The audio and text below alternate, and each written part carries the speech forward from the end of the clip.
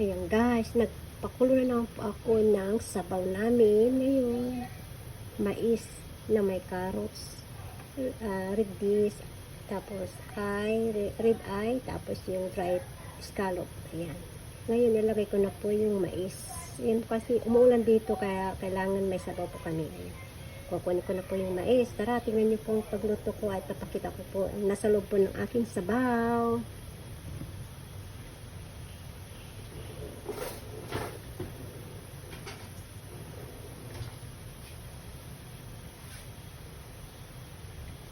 Ito na po yung aking mais na aking chinap-chap na ganito kaliliit para kumamaya pagkain nila tama-tama po pagsubo sa bibig nila sa bunganga. Yan. Ngayon bubuksan ko na po itong ating kaserola.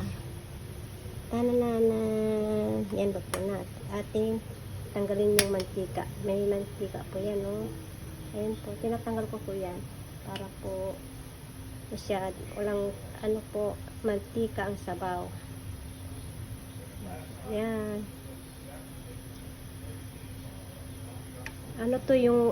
Yung buto-buto ng baboy. So, di ba may siguro may nahalong medyo taba, kaya ayan, nagkaroon ng mantika. Ayan. Tinatanggal ko po yan kapag ako yung nagsasabaw. Ayan. Kaya po natanggal na mantika. Kaya itatapon ko na po to.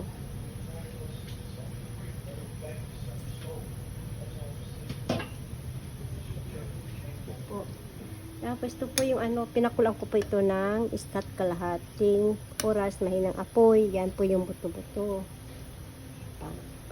Para i-close up natin para po makita. Ito po yung buto-buto ng baboy. Tapos nilagay ko po, bigyan ko ng ilang pirasong ito, red beans. Tapos, saan yung ayo? Ito malit na yan po, tawag yan, red eye. Yan po. Tapos yung scallop. Dry scallop pa yan. Sumama na. Ito po yung dry scallop na ilagay sa pao. Pwede nyo po ihalo sa gulay. Ito, pero palambutin po natin para makain. Kung gusto nyo kainin. Ito po yung scallop na yung price na kung minsan binabarbecue. Tapos nagyan ko rin po ng ilang pirasong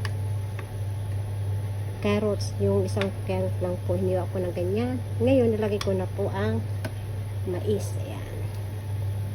Di ko na po lalagyan to ng asin o man kasi yung akin nilagay na mga dyan, herbs ay may lasa na. Ayan po.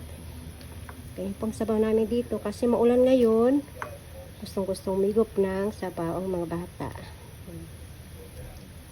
Kasi ako ng nung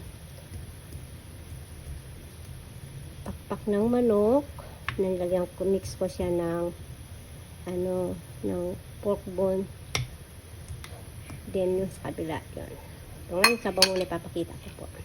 Yan, sana nagustuhan nyo. Yun po, try nyo po sa inyong pamilya. Alam ko po ito ay maganda, mas lalo po dyan sa malamig na lugar, sa Amerika, sa Europe. Kailangan po ng sabaw para po sikmo natin, no? Sarap makigop. Imbis na kape, gawin na lang po tayo ng sabaw. Yan lang po ang aking may turo sa inyo ulit. Sana nagustuhan po ninyo aking video at sana po kung gusto nyo pakishare na po. Salamat po sa mga sulit kong supporter. God bless you all and I love you. Bye!